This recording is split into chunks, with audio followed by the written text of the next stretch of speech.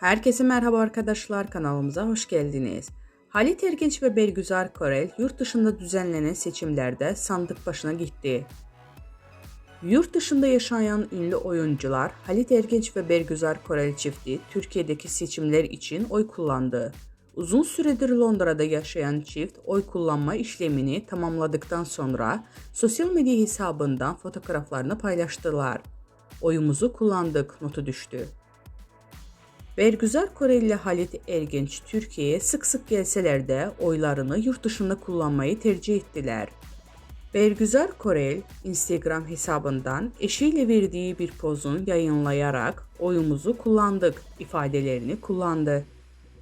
Bizden bu kadar arkadaşlar. Videoların devamını gelmesini istiyorsanız da kanalımıza abone olmayı unutmayalım. Hoşça kalın.